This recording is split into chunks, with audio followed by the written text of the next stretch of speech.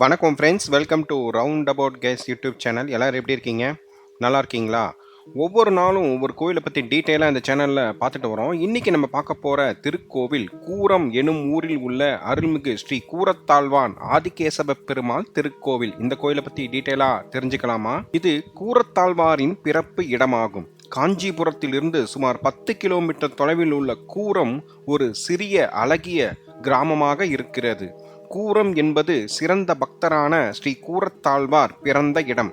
அவருக்கு அர்ப்பணிக்கப்பட்ட ஒரு கோவில் உள்ளது. குரேஷ் கிபி 1008 தோன்றினார். அவர் ராமானுஜரின் பிரதான சீடராக இருந்தார். அவர் பணிவின் உருவகம் மற்றும் ஒப்பிட முடியாத குருபக்தி கொண்ட நபர். அவர் ஒரு பணக்கார குடும்பத்தில் பிறந்தாலும் அவர் தனது அனைத்து செல்வங்களையும் கொடுத்து ஸ்ரீ ராமானுஜரின் சீடரானார். தனது குரு ராமானுஜரை பாதுகாக்க ஒரு செயலில் தனது கண்களை இழந்தார். அவர் ராமானுஜருக்கு ஸ்ரீ பாஷ்யத்தை இயற்ற உதவினார். கூரத்தில் கூரத்தாழ்வார் கோவில் உள்ளது. இந்த கோவிலில் 2 பகுதிகள் உள்ளன. ஒன்று ஸ்ரீ ஆதிகேசவ பெருமாளுக்கும், இரண்டாவது பகுதி கூரத்தாழ்வாருக்கும் அர்ப்பணிக்கப்பட்டுள்ளது.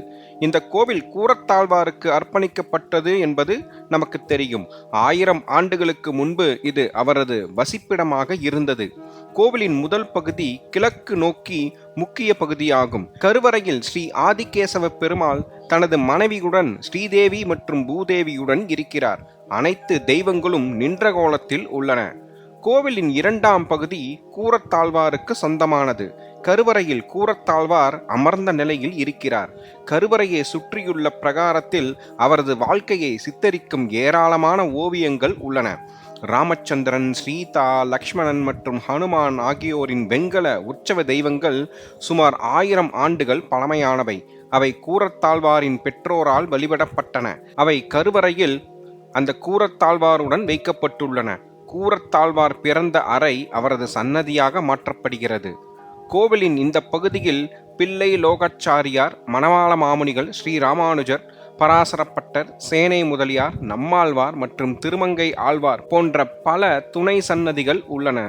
கோவில் பழமையானது என்றாலும் சமீபத்தில் முழுமையாக புதுப்பிக்கப்பட்டது. ஒரு சீடன் தன் ஆன்மீக குருவுக்காக எவ்வளவு அர்ப்பணிப்புடன் இருக்கிறானோ அதை பாருங்கள். எனவே தனது ஆன்மீக குருவுக்கு இவ்வளவு அற்புதமான சேவையை செய்ய அனுமதிக்கப்பட்டதற்காக குரேசர் பெருமாளிடம் மிகவும் நன்றி உள்ளவராக இருந்தார். அவர், நான் சரணடைந்து விட்டேன், இதையெல்லாம் என் குருவுக்காக செய்திருக்கிறேன், என்ன நடக்கிறது என்று பாருங்கள். நான் குருடனாகவும் தொலைந்து போனவனாகவும் ஒருவேளை பட்டினியால் இறந்தும் இருக்கிறேன் என்று நினைக்கவில்லை. என் குருதேவருக்கு இவ்வளவு அற்புதமான சேவையை செய்ய நீங்கள் என்னை அனுமதித்தீர்கள் என்று அவர் ஆண்டவரிடம் நன்றி கூறினார். இதுவே ஒரு உண்மையான சீடனின் குணம். அவர் தனது குருவுக்காக தனது உயிரை கொடுக்க தயாராக இருந்தார். நன்றியுணர்வு, மகிழ்ச்சி மற்றும் மகிழ்ச்சியான இதயத்துடன் எந்த சிரமத்தையும் மகிழ்ச்சியுடன் ஏற்றுக்கொள்ள தயாராக இருந்தார்.